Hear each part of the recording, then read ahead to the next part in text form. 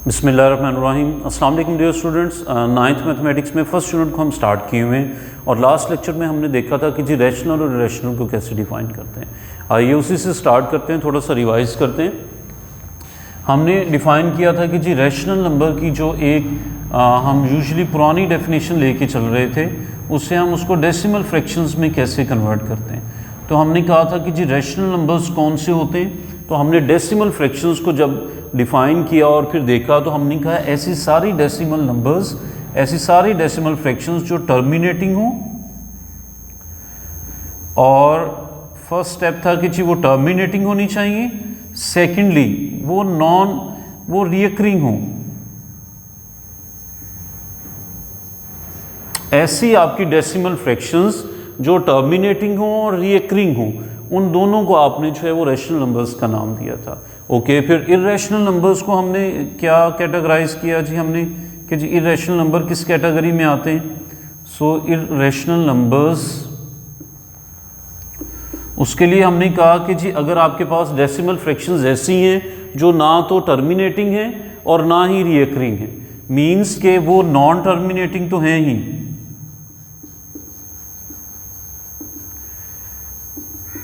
और साथ की साथ वो नॉन रिकरिंग भी हैं, नॉन रिकरिंग, फिर वो हमारे पास जो है वो इर्रेशनल नंबर्स बनाती हैं। टर्मिनेटिंग के बाद ये जो रिकरिंग थी ना, ये नॉन टर्मिनेटिंग तो ये भी होंगी।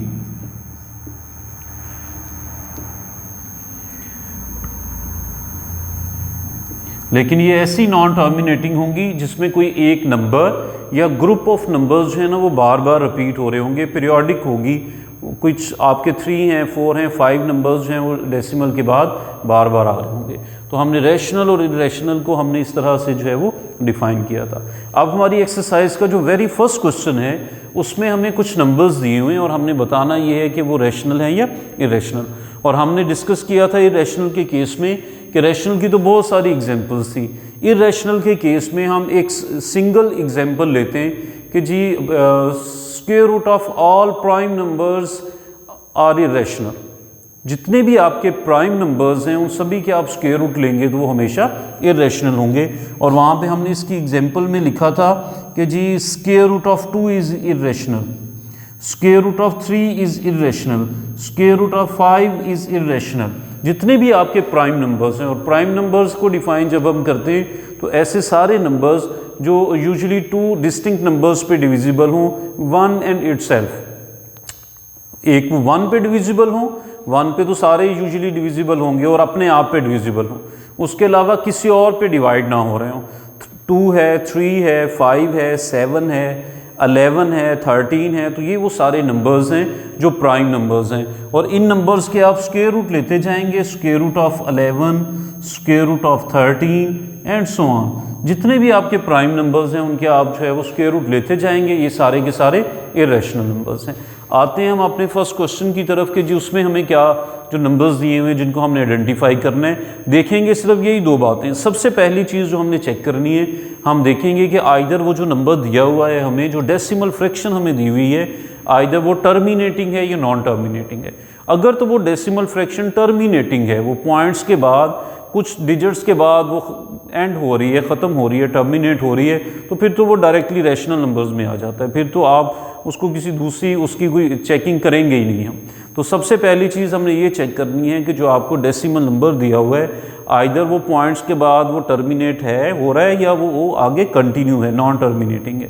तो पहले हम पहले क्वेश्चन को चेक करते हैं। ये है 2.353535। तो अब क्या ये टर्मिनेटिंग है? तो ये तो वैसे ही एक तो रिएक्टर तो हमें करता हुआ रिकरिंग तो नज़र आ रही है, लेकिन ये आगे डॉट्स भी नहीं लगे हुए इसके आगे। इसका मतलब है ये डिवीजन भी कंप्लीट है। अगर डिवीजन भी कंप्लीट है तो फिर ये हमारे पास टर्मिनेटिंग फ्रैक्शन है। और सारी की सारी टर्मिनेटिंग फ्रैक्शंस जो हैं, सारी की सारी टर्मिनेटिंग डेसिमल्स जो हैं वो रैशनल नंबर्स होते हैं। तो ये भी हमारे पास रैशनल। दूसरा देखें, 0.6 ऊपर बार लिखा हुआ है, और बार को हम डिफाइन करते हैं कि जी ये बार का मतलब है कि जी ये जो नंबर जिस पे बार लगा हुआ है ये इन्फिनाइट मैनी टाइम्स है वो रिपीट हो रहा है। तो ये इस तरह से हो जाएगा 0.66666। अब ये तो फिनाइट रही ही नहीं, ये इनफिनाइट हो गई, तो ये टर्मिनेटिंग डेसिमल तो रही ही नहीं, ये नॉन टर्मिनेटिंग है। तो अब नॉन टर्मिनेटिंग में हमने दो कैटेगरीज उसकी बनाई थी, एक रिकरिंग थी, एक नॉन रिकरिंग थी। अब नॉन टर्मिनेटिंग तो हो गई, ये पॉइंट के बाद ख़त्म नहीं हो रहा नंबर, तो क्या ये कोई एक नंबर या ग्रुप ऑफ नंबर रिपीट हो रहा है according to the definition of rational numbers कि नॉन टर्मिनेटिंग के केस में वो रिकरिंग है? यस, ये पॉइंट के बाद एक ही नंबर बार बार रिपीट हो रहा है, तो ये तो रिकरिंग है। तो अगर रिकरिंग होगी तो इसका मतलब है ये भी रैशनल होगा। ओके, नेक्स्ट हमारे पास ये 2.236067 एंड सो ऑन, तो इसकी डिवीजन भी ख़त्म हो गई। यहाँ पे आगे कुछ चल ही नहीं रहा, डेसिमल के बाद डिजिट्स इसके ख़त्म हो गए। तो अगर आगे कंटिन्यू नहीं है, डॉट्स नहीं लगे हुए जैसे यहाँ पे हमने लगाए हैं, तो इसका मतलब है ये भी टर्मिनेटिंग फ्रैक्शन है, और टर्मिनेटिंग तो सारी की सारी रैशनल ही होती हैं, तो ये भी हमारे पास रैशनल ही होगा। अब square root of 7, square root of 7 को अगर आप कैलकुलेटर से निकालें या वैसे स्क्वायर रूट फाइंड आउट करने के फार्मूले से आप कैलकुलेट करें, तो ये 2.6457 एंड सो ऑन, ये कभी भी ख़त्म नहीं होता, ये चलता रहता है। तो वैसे भी आप उस प्रीवियस डेफिनेशन की तरफ अगर हम आएँ तो हमने इर्रेशनल में कहा था कि नॉन टर्मिनेटिंग हो, नॉन रिकरिंग हो, और उसकी हमने बेस्ट एग्जांपल ली थी कि जिस square root of all prime numbers are irrational.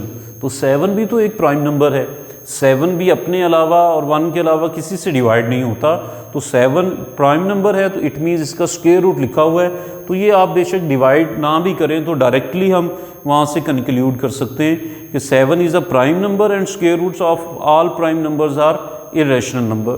सो ये चूंकि प्राइम नंबर का स्क्वायर रूट है तो ये इर्रेशनल ही बनेगा हमारे पास, क्योंकि नॉन टर्मिनेटिंग है और नॉन रिकरिंग है, कोई भी नंबर या ग्रुप ऑफ नंबर्स डिवाइड ही नहीं हो रहे। ई की भी वैल्यू फिक्स होती है, आपकी बुक में भी अवेलेबल है और वैसे भी आप कैलकुलेटर्स में भी आप जो है उसको देख सकते हैं। ये नेचुरल लॉगरिथम का एंटी लॉग है, तो ई की वैल्यू है 2.718281 एंड सो ऑन। ये भी आपकी जो है वो नॉन टर्मिनेटिंग है, ये भी कभी ख़त्म नहीं होती। तो अगर नॉन टर्मिनेटिंग है तो फिर हमें फ़ौरन चेक करना है कि आइदर रिकरिंग है या नॉन रिकरिंग है, क्या इसमें कोई नंबर या ग्रुप ऑफ नंबर्स रिपीट हो रहे हैं या डिफरेंटली अपेयर हो रहे हैं। हम देखते हैं जी पॉइंट के बाद सारे नंबर डिफरेंट आ रहे हैं, तो कोई भी नंबर रिपीट नहीं हो रहा या कोई ग्रुप बन के भी रिपीट नहीं हो रहा, तो ये भी इर्रेशनल है। ओके, पाई की वैल्यू यूजुअली हम लिखते हैं 3.1415 एंड सो ऑन, या इसको हम यूजुअली प्रीवियस क्लासेस में आपने पढ़ा होगा कि जी this is equal to 22/7, but 22/7 तो एक फ्रैक्शन है, तो वो इसकी एग्जैक्ट वैल्यू नहीं है, वो उसकी अप्रॉक्सीमेट वैल्यू है। जो पाई को हम यूजुअली लिख लेते हैं ना कि this is approximately equal to 22/7, this is not exact value, this is an approximated value, और वो प्रीवियस क्लासेस में आपको क्वेश्चन सॉल्व करने के लिए दी हुई होती है कि आप इजीली इसको पुट करें और अपने क्वेश्चन सॉल्व कर लें। एक्चुअली जो आपका पाए होता है ना, वो होता है किसी भी सर्कल का आप पाए ले सकते हैं। मीन्स ये हमारे पास कोई एक सर्कल है, तो पाई का मतलब क्या होगा, पाई मीन्स कि आप इस सर्कल का सर्कमफेरेंस ले लें। ये जो बाउंड्री का टोटल जो इसका डिस्टेंस है, ये बाउंड्री की जो लेंथ है total, this is known as the circumference of circle. तो किसी भी सर्कल का आप सर्कमफेरेंस ले लें और इसको डिवाइड कर दें इसके डायामीटर से। भी डायामीटर कैसे ले सकते हैं, ये इसका सेंटर है, ऐसी लाइन जो सेंटर में से पास होकर गुजरती है उसको बोलते हैं डायामीटर। तो ये सर्कमफेरेंस सी हम कह दें और ये डायामीटर डी से हम इसको डिवाइड कर देंगे, तो डायामीटर। ये आप खुद से भी कैलकुलेट कर सकते हैं। आप एक सर्कल ड्रा कीजिए, उसका सर्कमफेरेंस निकाल लें।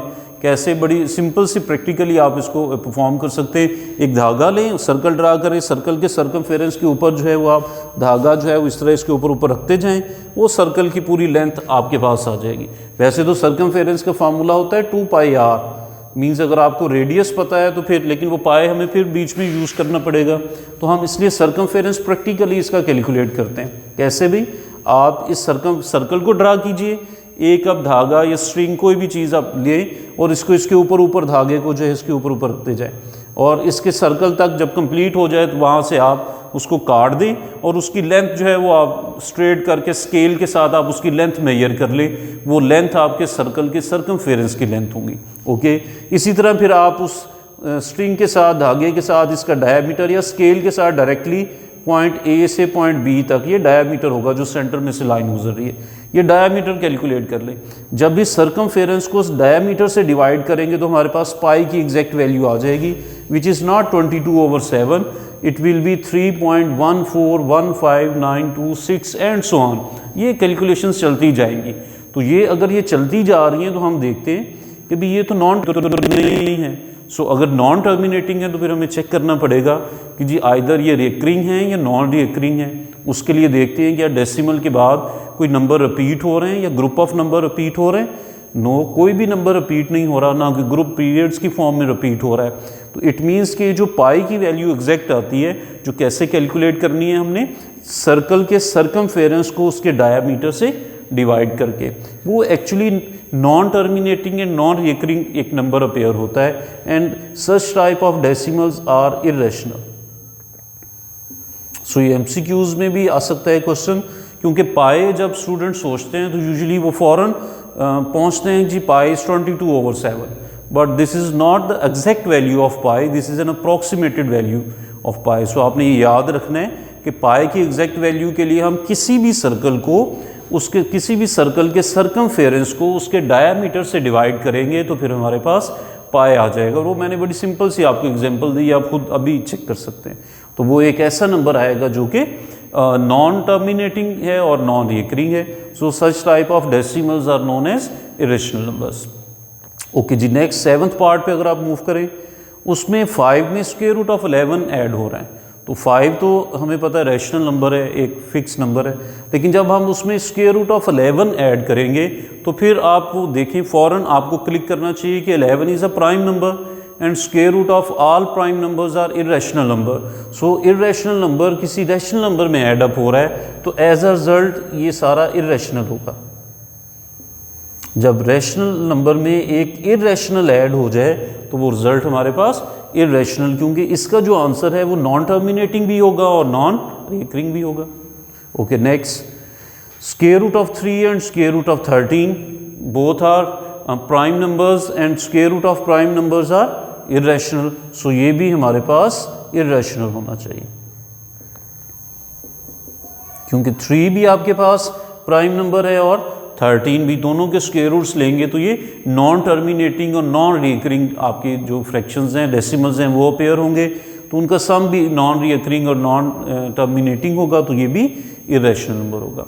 Okay, next question number 9 which is 15/4। आप इसको सिंपली डिवाइड करें 15/4 को, तो इट इज़ 3.75। सो 3.75 मीन्स कि एक टर्मिनेटेड फ्रैक्शन है, फ्रैक्शन ऐसी है जो एंड अप हो रही है, decimal fraction.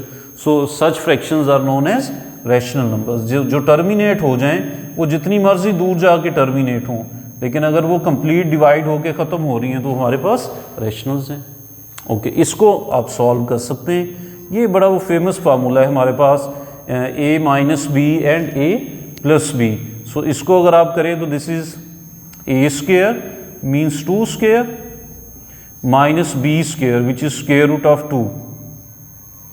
So 2 square is 4 minus square and square root and up हो जाएंगे तो this remains 2 and 4 minus 2 is 2 and 2 is rational. So ये हमारे पास रैशनल हो। सो हम बड़ी आसानी के साथ ये जो नंबर्स हमें दिए हुए हैं इनको चेक कर सकते हैं, और इसके लिए प्रॉपर्टीज़ फिर वही हैं हमारी जो हमने वहाँ पे लिखी कि जी रैशनल नंबर्स और इरेशनल नंबर्स के लिए सबसे पहली चीज़ आपने देखनी है कि वो जो डेसिमल फ्रैक्शन है वो टर्मिनेटिंग है या नॉन टर्मिनेटिंग है। अगर तो वो डेसिमल आपको जो दिया हुआ है वो टर्मिनेटिंग है, वो पॉइंट्स के बाद कुछ डिजिट्स के बाद वो एंड अप हो रही है, ख़त्म हो रही है, तो फिर तो वो रैशनल हो गया, हमें किसी और उसको चेक करना ही नहीं है। लेकिन अगर वो पॉइंट के बाद कंटिन्यू है, ख़त्म ही नहीं हो रहा, तो फिर आपने चेक करना है कि अगर वो जो पॉइंट के बाद नॉन टर्मिनेटिंग है तो क्या वो रिकरिंग तो नहीं है, कोई एक टर्म या ग्रुप ऑफ नंबर्स तो रिपीट नहीं हो रहा है। अगर रिकरिंग नहीं है तो इरेशनल है। अगर कोई एक ही नंबर बार बार आ रहा है या कोई 2-3 नंबर बार बार ग्रुप की फॉर्म में रिपीट हो रहे हैं तो फिर हमारे पास वो रैशनल हो जाएगा। और बाकी इर्रेशनल की बेस्ट एग्जांपल जैसे अभी लास्ट में मैंने आपको लिख के भी दिखाई कि वो आपके पास जो है वो square root of prime numbers हैं। तो square root of prime number का जब भी स्क्वायर रूट आएगा किसी भी जगह पे उसको फ़ौरन आपने इर्रेशनल जो है वो कर देना है। और पाई को याद रखिएगा कि पाई सर्कमफेरेंस ओवर डायमीटर होता है किसी भी सर्कल का, और वो हमेशा इर्रेशनल नंबर होता है। Thank you ji.